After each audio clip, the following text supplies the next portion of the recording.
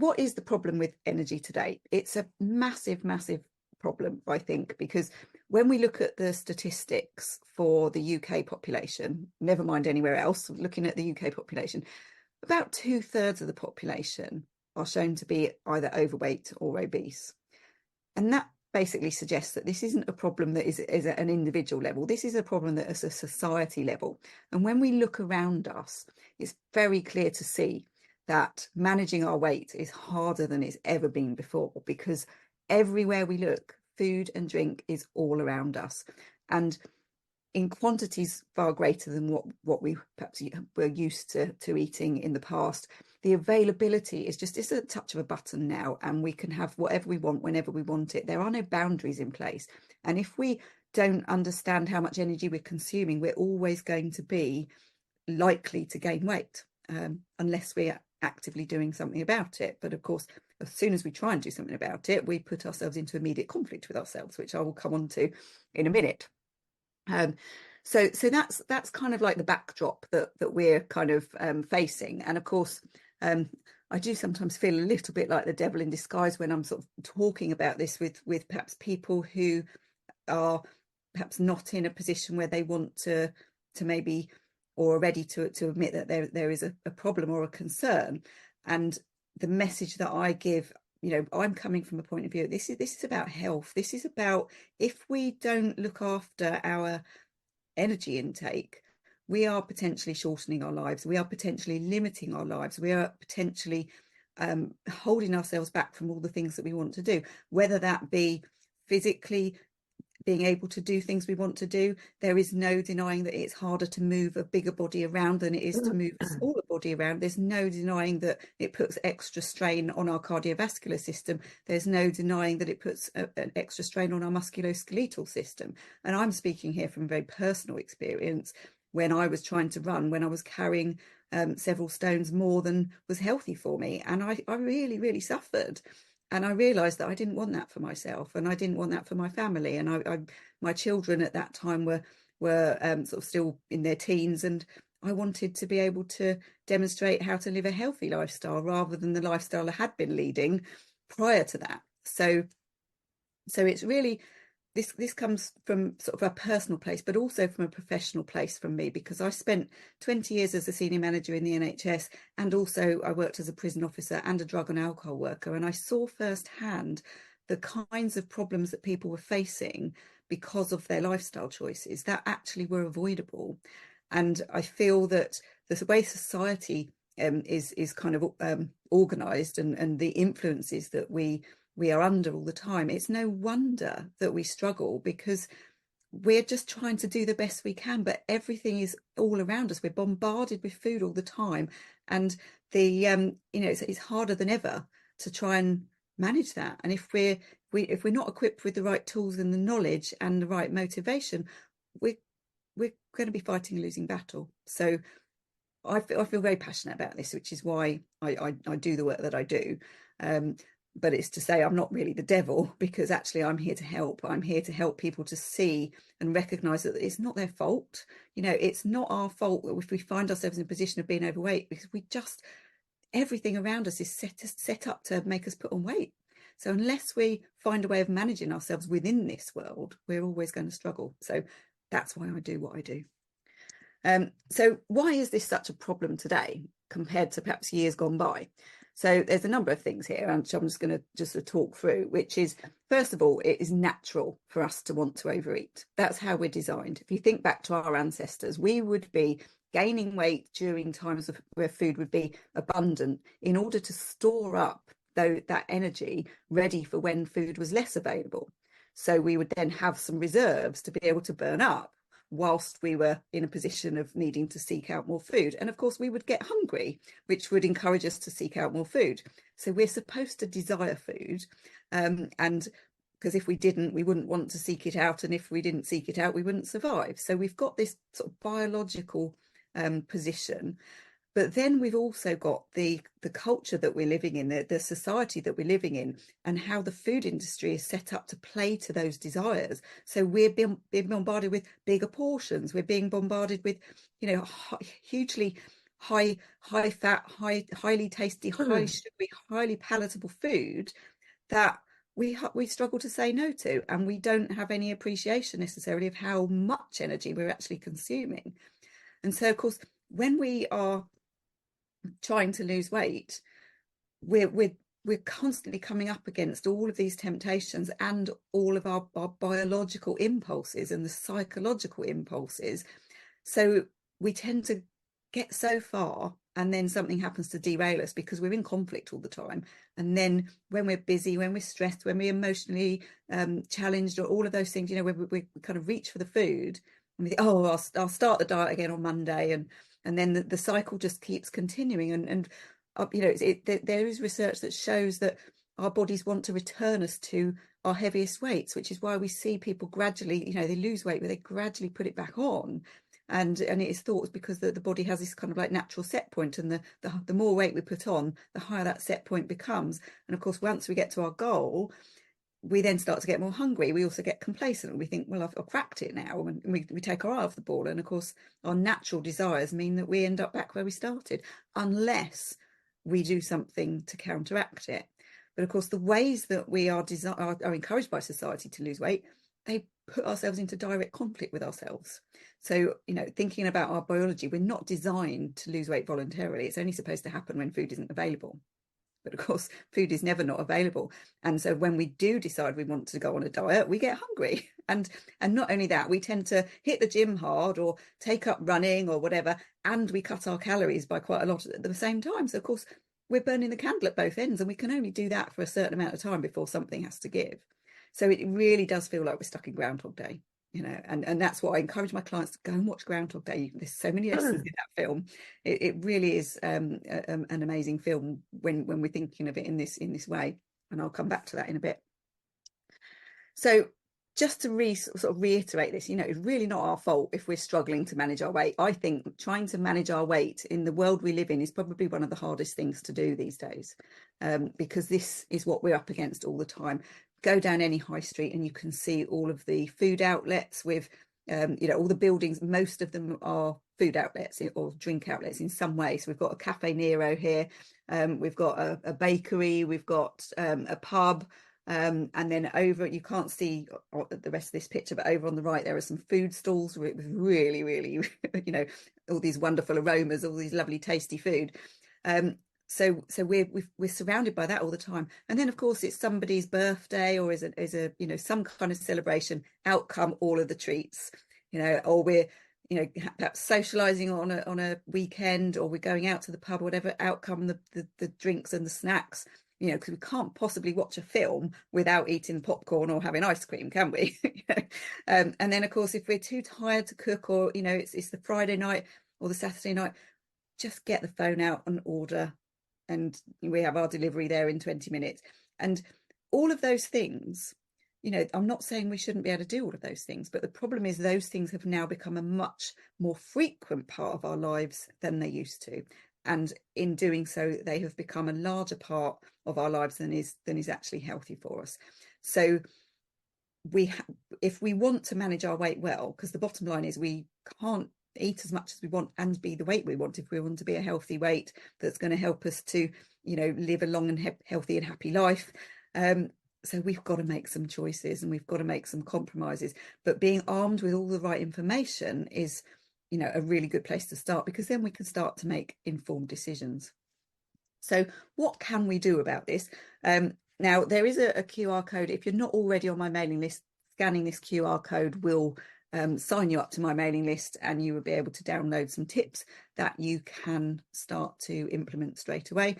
If you've been on my mailing list for a long time and perhaps you've forgotten about how to find these things, then you can, if you scan the code, it will start you off again, and you'll get the tips again. So if you can't remember the tips, or you haven't got them before, then please do scan this code, and you will be able to download the tips. Obviously, if you haven't got time to do it now and you want to do it, come back to it later, then obviously please do that.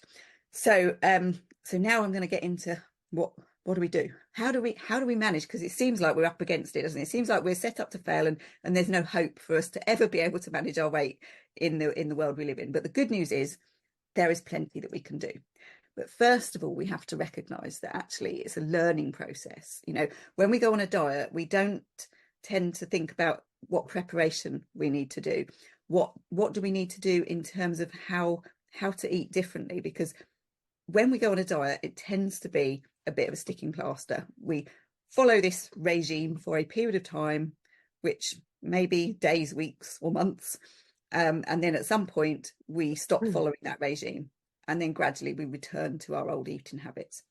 Whereas if we actually think about starting where we are at now and learn how to do things differently gradually over time and learn how to master our mindset to enable us to have the right amount of motivation, to be able to make a commitment to ourselves, to be able to overcome self-sabotage, to be able to build up our belief in ourselves, to be able to hold ourselves to account, and to make sure that we've got the right knowledge, skills and tools to be able to manage ourselves. All of that takes time and practice. And if you think about learning how to perhaps drive a car, we don't go and have our very first lesson and then at the very next lesson be able to drive competently and unsupervised on a motorway. It takes years of practice to be able to drive on a motorway with confidence. Yeah. And it's the same for my own personal journey. It took me 5 years to get from the point where I was ready to start working properly on my mindset and change from a very unhealthy lifestyle to a healthy lifestyle. It took me about 5 years to actually conquer my mindset. It didn't take me 5 years to lose the weight, but it took me 5 years to get to the point where I was confident that it wasn't going to go back on. That's the difference, really. And by accepting that it's a learning process, we can change our attitude to the whole thing. So I'm going to take you on a little story about my learning process that I have been experiencing since last summer. So I decided at the age of 50 that I wanted to learn how to ride a motorbike. And I was told, it's easy. If you can ride a bike, you'll be fine. Just turn up, you do your compulsory basic training, and that's all you need. And then you've got the permission to go out and learn how to ride on the road on your own. So you're a learner with L plates, but you're on your own.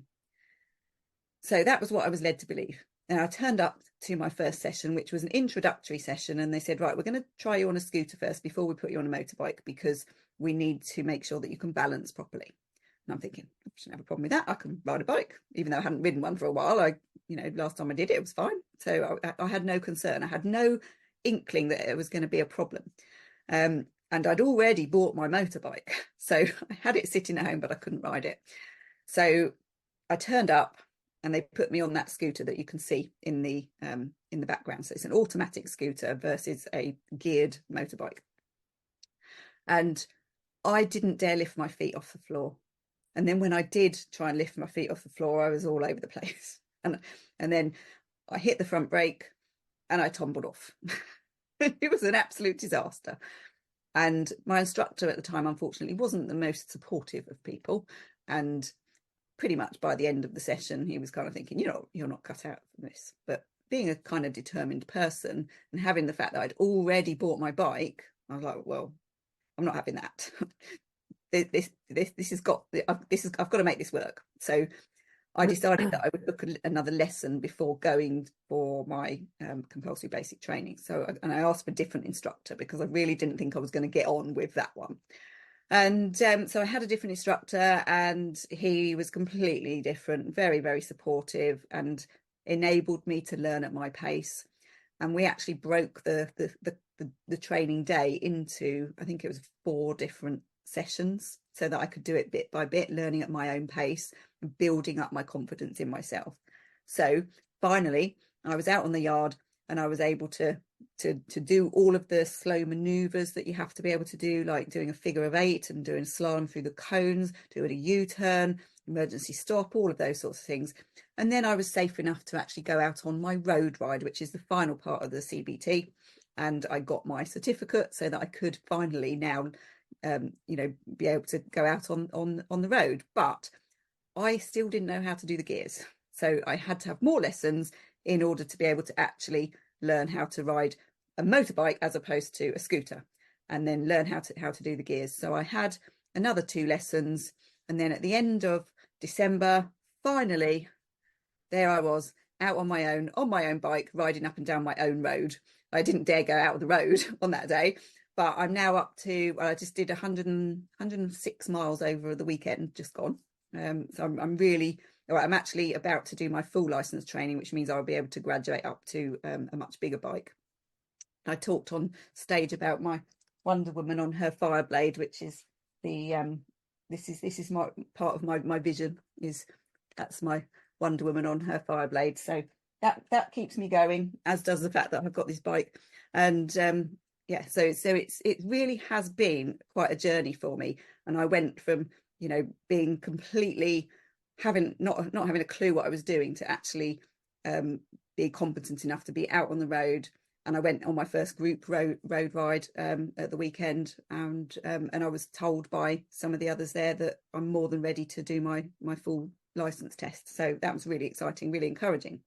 But why am I telling you all of this? Because what has this got to do with weight loss? Okay, so it's a learning process. We go through a process when we learn anything. We go through this. This is a model called the conscious competence model, and it's a process that it describes the process that we go through when we're trying to learn anything new.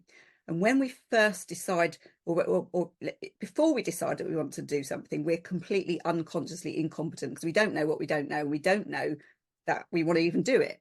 And as far as learning how to ride a motorbike was concerned, I had no idea that I didn't know how to balance on one, never mind ride it. So I had to confront that lack of awareness and kind of get over myself of this, how embarrassing it was that I couldn't even balance on the thing, and how am I going to ride this bike. And of course, when we first decide to lose weight, there's an awful lot of stuff that we need to work on in terms of to really understand the problem, because if we don't spend time understanding the problem, we're not going to be able to put in place the right solutions. So we need to take time at the beginning of raising our awareness of actually, you know, what drives us to eat in the way that we do, and spend time learning and understanding our energy requirements so that we know what we need to change. Then once we start doing it, we're having to recognize that there are certain things that we really struggle with. So, you know, when I talk to my clients, you know, a lot of people say, I just don't know how to control myself around the biscuits. Once I've had one, I can't stop. I've got to keep eating all of them. And so, you know, on the one hand, you might think, right, I'm following this diet, but then someone brings out the biscuits and it's impossible, or it feels impossible. So we then become sort of consciously incompetent in that we're very well aware of what we can't do. So for me, I was very well aware that I was nowhere near ready to ride a geared bike, and that I needed to actually just learn how to operate the scooter, and to learn how to balance and all of those sorts of things. And then we move through to the next stage, which is the stage of conscious competence, where we can do it now. We're very able to do the things that we need to do, but we have to think about them all the time. So a lot of people say to me, oh, I wish I could stop thinking about food. I wish I could stop thinking about, you know, what I'm doing. But I think, well, actually, you need to think about it. You need to focus, because if you don't focus, then you're going to be very vulnerable to all the temptations. And it's about being able to step into that confidence in ourselves to say it's okay to be thinking about this. There's a difference between being focused and being obsessed, you know. So we've got to be able to focus, and focus means that we're looking at things rationally, and we're concentrating on it, and there's nothing wrong with that. Whereas obsession, that kind of indicates a sort of like a more of a negative position of being unhappy about it, and struggling, and you know, worrying about it, and it impacting on other areas of our lives. So for me, I think it's very much about recognizing that it's okay to be concentrating on trying to lose weight if that's what you're trying to do, because we've got to work against those really powerful survival instincts that are coming up against us all the time. And if we're not focused on that, then we're going to get blindsided all the time. So by being consciously competent, we've got to be able to think about what we're doing, and we've got to be aware of what we're doing, and we've got to be aware of what we're thinking, because what we're thinking then leads to the behaviors that we then engage in, whether that be towards our goals or not. And then eventually we reach the point where we're kind of on automatic pilot, where things just kind of happen more naturally, because we've created new habits. We've perhaps, you know, we're no longer treading the old pathways. We've trodden some new entrenched pathways within our brains. We've rewired our brain, and we're actually following a new way of doing things. But of course, what we have to bear in mind, though, is those old pathways don't ever go away. So we've got to always be aware. So we've got to retain some level of conscious competence. Otherwise, those old pathways are in danger of being walked on again if we're not careful. So it really doesn't matter what we're learning, whether it's learning to ride a motorbike, whether it's learning to play a musical instrument, whether it's learning to eat differently. It is a learning process, and we've got to allow ourselves to make the mistakes, because that's where the learning actually happens. If we don't allow ourselves to make the mistakes, we're in this position where it's all or nothing thinking. And as soon as we make one mistake, in inverted commas, we end up back where we started, because it unravels the whole thing. It's like a house of cards, and you take the bottom one out and then everything collapses. So we've got to get away from that way of thinking and just treat this as a learning process, and we need to be compassionate with ourselves around making mistakes. So thinking about learning process, take you right back to what you will have learnt at school, which is the law of conservation of energy. And that is that energy cannot be created or destroyed. It can only be transformed from one form or another. So when we think about the fat that's stored on our bodies, which is the excess energy that we're carrying, that will have come from the food that we ate that we didn't need at the time. And the problem is that we're consuming so much more energy as a population. We are consuming so much more energy than we need without even realizing it. So when we look at food in terms of quantity, it might not look very much, but from an energy density point of view, it can be huge. You know, some of the things that we can buy. I was talking to somebody actually today who said they went to America and they had one of these massive milkshakes, and it was 4,000 calories in it. Yeah, I know. We only need 2,000 a day. So if you imagine people are consuming things, well, it's only a drink. And so many people have drinks that contain huge amounts of calories without realizing it. Every time we go to Costa or Starbucks or whatever, and we ask for the latte, you know, that's another couple of hundred calories. Hot chocolate, 300-400, especially if it's got the marshmallows and the cream on the top. I was saying, but it's only a drink, it doesn't count. But actually it does. That could be a quarter of your daily energy requirement. So by understanding energy, we can energize our lives, because obviously when we are carrying more energy than we need, it weighs us down. We lack in the amount of energy we feel. And when we can unlock that stored energy, we feel more energy. We feel more energetic, and we can do more things with our lives. And that's the way I think I like to think about it. So rather than, you know, us beating ourselves up for carrying excess weight, that, and it's all our fault. I'm just going to let somebody in. That it's all our fault because, you know, we haven't been able to, you know, manage ourselves. By having that kind of mindset, then we run the risk of just undoing all our hard work. Whereas if we can actually think, you know, this is the reality, is that we are confronted with more energy than we need most of the time, and we need to just get wise to that. And once we've got wise to that, we can start making better and more informed decisions that support our health and well-being. And that's what I'm all about, really. So what do we do then? How can we manage this problem when we are confronted with all of this energy all the time, this excess energy that we don't need? So what I would like you to think about just for a moment is think about how you might manage your financial budget. Okay, if you were, perhaps if you or someone you know was struggling with money, the advice that you would give or would be given wouldn't be, it's all right, don't look at your bank balance, don't look at the prices of anything, just spend what you like and bury your head in the sand and hope it'll all go away. We don't say that, do we? Yeah, we tend to say that when it comes to managing our weight. Don't weigh yourself. Don't look at the calories. It's just going to make you feel worse. But the problem with that is that that's just kicking the ball down the road. Whereas actually, if we think about, if we know, just like with our financial budget, we have a finite financial budget. You know, we can't just spend unlimited amounts of money. We would soon get into debt. In the same way as we can't eat unlimited or consume unlimited amounts of energy without running into trouble. And that's where obviously our excess energy that gets stored comes from. So if we are aware of what our actual energy budget is, then we are more likely to be able to make best value decisions about what we eat. so that we can still have the takeaways, so that we can still have the birthday celebrations, so that we can still have the the cost of coffees, and we can have all of the things that we like, but we can put it in a way that we can afford. So I would encourage you to think about this in the same way as you might think about how you manage your money. And in doing so, you will be able to make better value decisions on what you're consuming, so that you don't exceed your energy budget. And obviously, if your goal is to lose weight, then you need to understand what your energy budget is to maintain.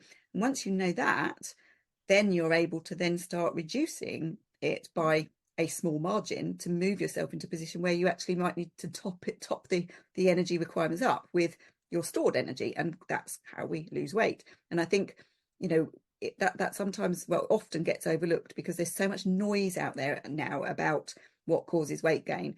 But actually, I've been doing this work for 4 years, and I've yet to meet someone where this didn't apply, when we actually break it down properly. But the problem is we tend not to want to confront this sometimes, but when we do, it is so empowering. It really is. So now the problem, though, with obviously understanding our energy requirements, that the simplest way to do that is through calorie counting, and I always recommend that as the most effective way of understanding what we need. However, many of the people that come to me have had such a damaged relationship with calories, with weight, with the scales, with all of those sorts of things, that that's not necessarily going to be the most helpful thing. Quite often I'm able to turn that around over time, but certainly to begin with, that's not where we're going to go if they're not ready for that kind of thing. So I want to share with you a couple of things that will help to reduce the amount of energy we consume without needing to go anywhere near the numbers. Okay, so the first one of these, I call it the law of diminishing taste. So I don't know if you've seen the film Matilda, but if you have, you may remember a scene in the film where Bruce Bogtrotter is eating a chocolate cake, and he doesn't want to eat the cake because he's in trouble. He's been presented with the cake, but he starts eating, and it's pretty nice, So he finishes it, but then he gets presented not just with the slice, but the whole of the rest of the cake, and he's forced to eat it by Mrs. Trunchbull. And you can see the process that he goes through. He starts off with it being really nice, and then by the end of it, he's absolutely feeling absolutely awful. And that's often what happens when we are consuming more than we need. So we might start off with the first few mouthfuls just being absolutely divine, and then after a while, if we're paying attention, we will notice that actually there comes a point where it's just okay. But often because the food is there and we've got those narratives from our childhood about you've got to finish everything on your plate, and you can't waste anything, and you've bought it or you've cooked it, so you've got to eat it. So we keep going. And then we end up consuming food we don't need. And then we get to the point where, we're really starting to feel gross. And not only that, mentally as well as physically, we may well be going, oh, why didn't I stop when I had enough? Why did I keep going? And then we keep repeating that because our survival instincts, remember, our survival instincts want us to consume as much energy as possible. So our survival instincts are also going, you can't leave that food. If you don't eat that food, you're going to die. That's the deep message that we respond to when we're eating and when we're overeating.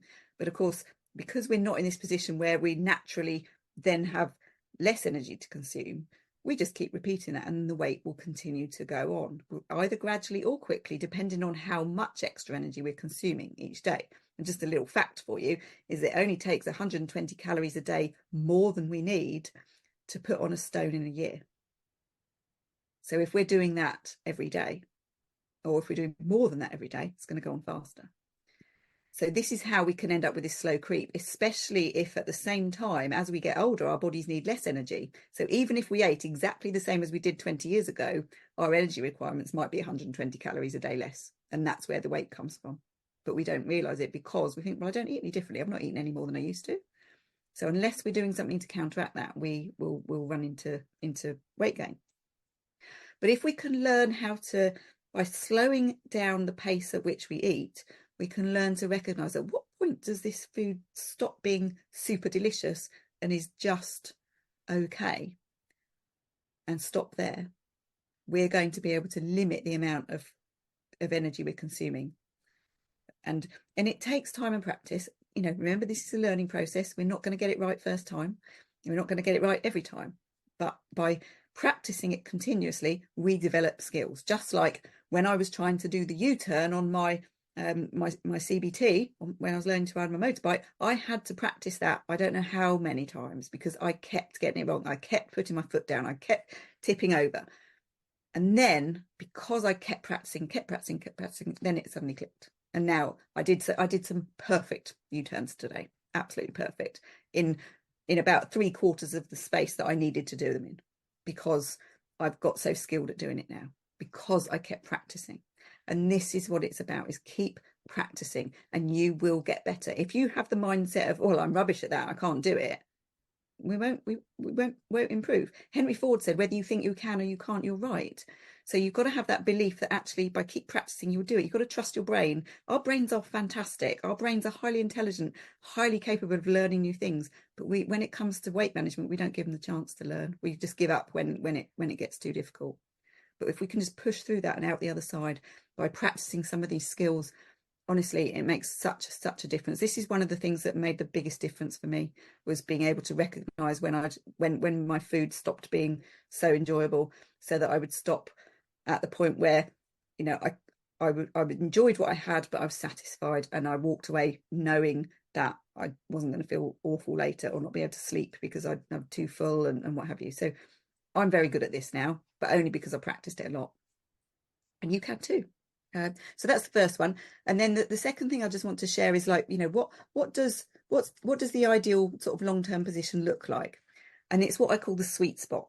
So if we can get the right combination of the amount of energy that we need, whether our goal be to lose weight, to maintain it, or even to gain it, because some people do, you know, are working hard on trying to gain weight. If we can get the right amount of calories in for our goal, if we can get 80% of those calories from a healthy, balanced diet, that leaves us 20% for the fun stuff, whatever that might be.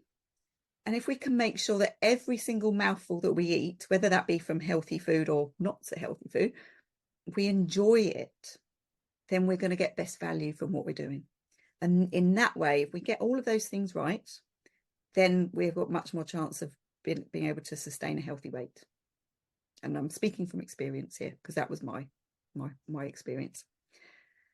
As I said, it's not easy to do, but it's worth it, because if we keep practicing it, we are far more likely to achieve it than if we go on a diet, fix the problem in the short term, and then the weight goes back on, because we don't actually change anything at the fundamental level. We don't change our attitude towards food. Food takes up far bigger a part of our lives than is healthy for us. And if we can start to reduce that by trying some you know, little tips and tricks that help us to consume less energy without trying too hard, then we're going to stand a much better chance of being healthy for the long term. And that's really what this is all about. Why am I telling you all this? Because I have lived and breathed this and been out the other side. And I've been out the other side of this now for 13 years. 25 years I yo-yo dieted from my early teens to my late 30s. My lifestyle really was not in line with wanting the desire of wanting to live a long and happy and healthy life. I was doing exactly the opposite. I was not going to be getting healthy by smoking nearly 20 cigarettes a day, taking no exercise, and eating eating too much of everything, because it doesn't matter how healthy our diet is. If we're consuming more energy than we need, we will still gain weight. So my diet wasn't particularly unhealthy, but there was, you know, portion sizes were way too large, and I was always eating when I wasn't hungry. So I needed to turn that around. And I, over this 5-year period from 2000 and that should actually say 2009 to 2014. Sorry, not so. Yeah, 2006 to 2000. Yeah, no, that is right. Sorry, I just, for a moment I got confused there. But no, it was 2006 to 2011 was the period of time where I was really working on myself. And I lost the weight, but it took me 5 years to really realize that I'd actually cracked it and stopped being worried that it was going to go back on. And the reason that I was able to do that, because I completely changed my attitude. So I was no longer focused on losing weight for aesthetics. I was very focused on actually being able to eat in a way that was going to support my health.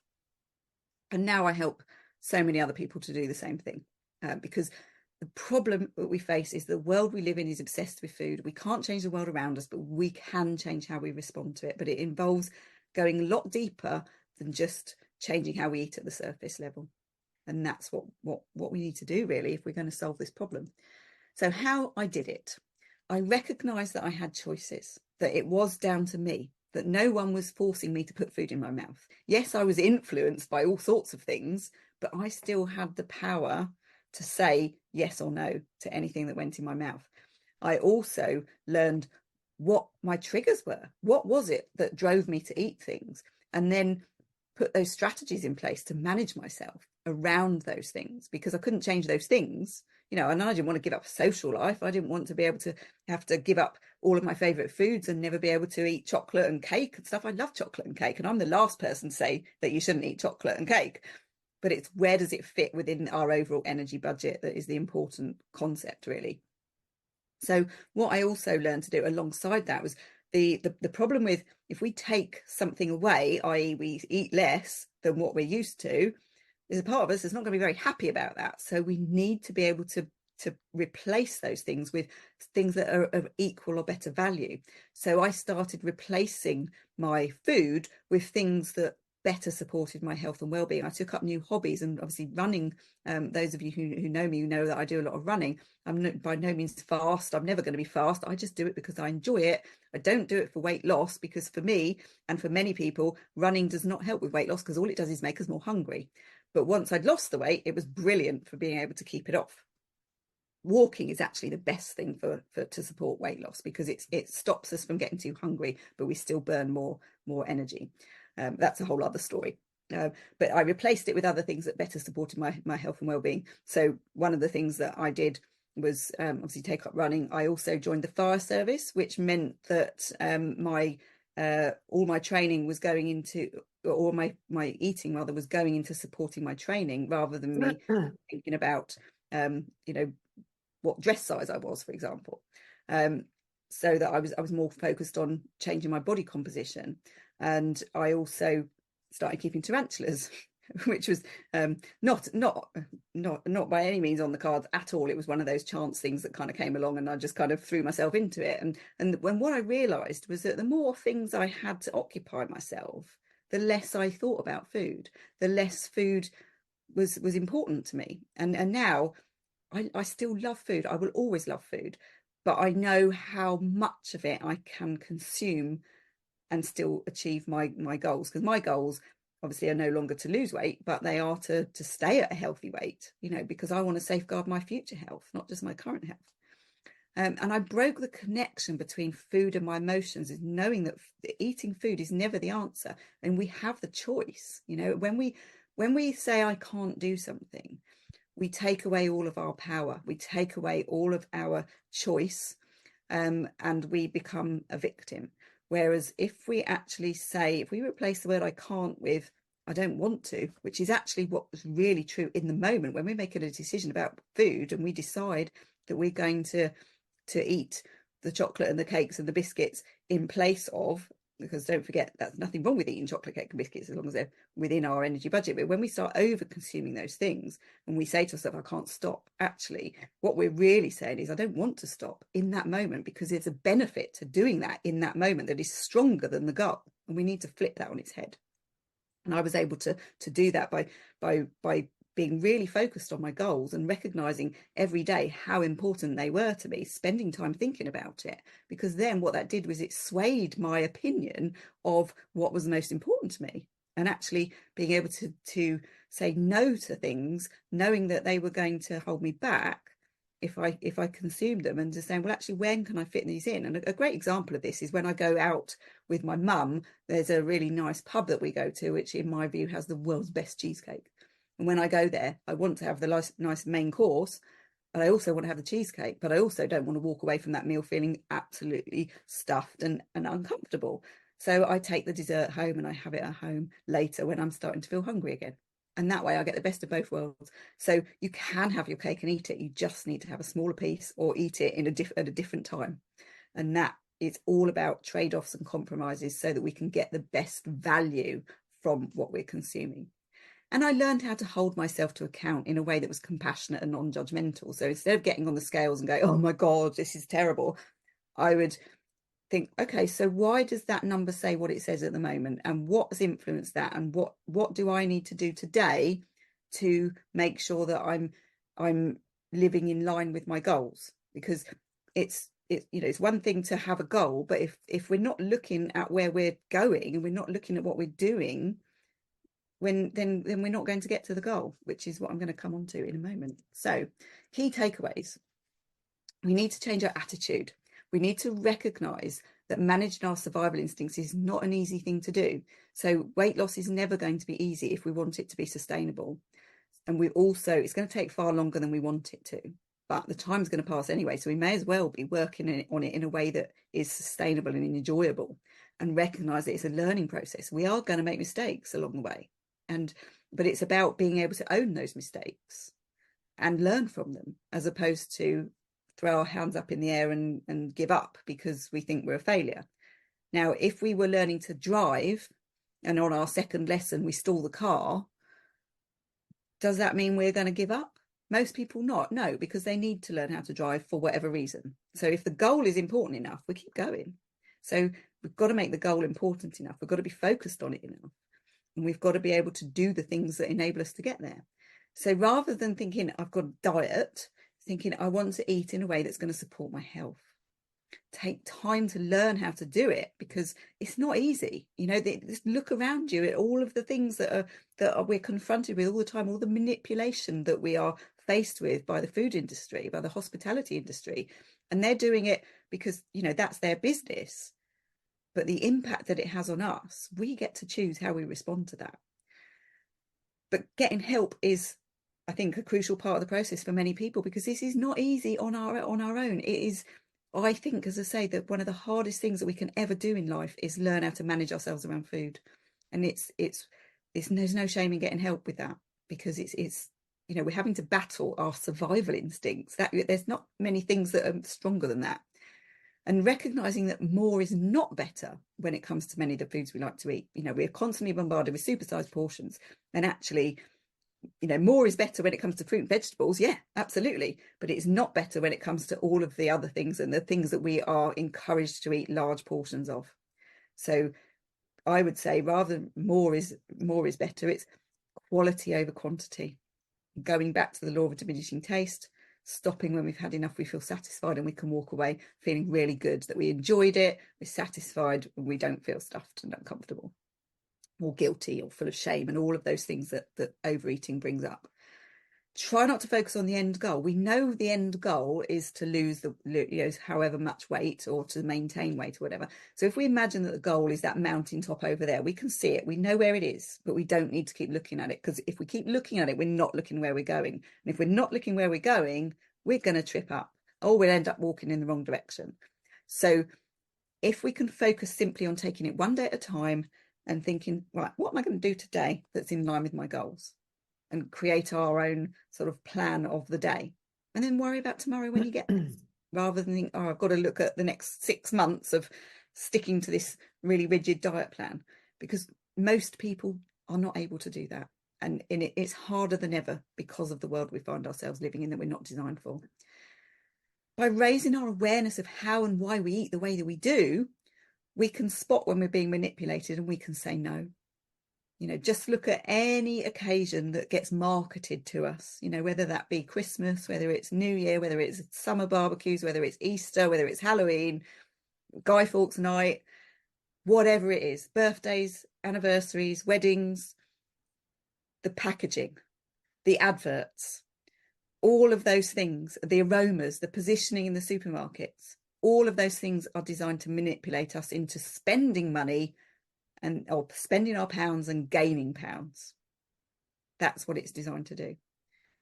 But once we can be switched onto that, and we can recognize what we're doing, and we can use the rational part of our brain, because unfortunately for us, our desire for food sits within the primitive part of our brain, which is very strong and is there to ensure our survival. So it's going to react first. If we can learn to pause before we make decisions and actually say, what do I really want here? Do I really want this food and know in half an hour it's not going to make a blind bit of difference?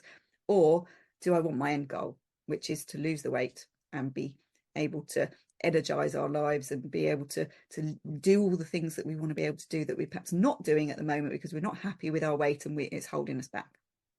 So by being rational about all the decisions around food, we stand far more chance of success. So one of the things I often say to my clients is our primitive brains cannot be trusted to make the decisions about food. We need to be in a position to make our decisions about food from a rational place, not from an emotional place. And once we crack that, everything changes.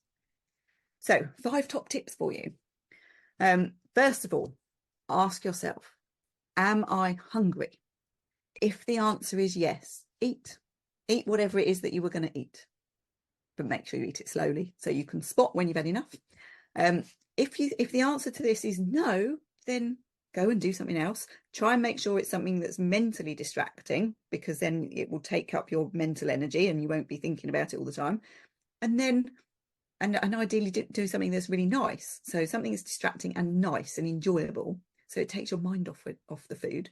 And then come back a bit later, ask the same question. Feeling hungry? Great, eat. So we're not saying, no, you can't have that thing. We're just saying, not yet. And that is a massive mindset shift, which can make a huge difference.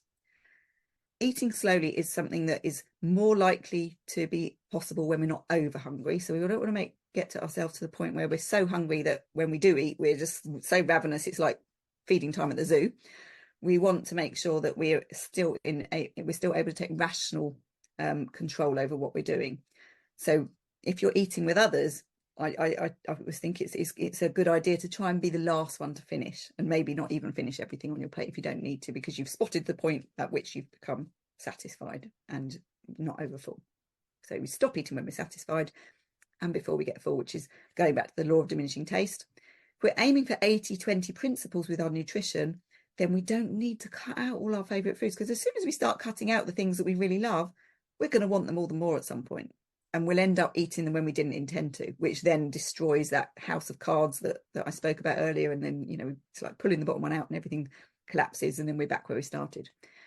And if we can take the time to learn, remember, this is a learning process. If we take the time to learn our energy needs, either through calorie counting or other forms of measurement, such as the hand portion method, which is a really useful method where we can use our hands as our portion size guides, and there is some guidance that I can share on that.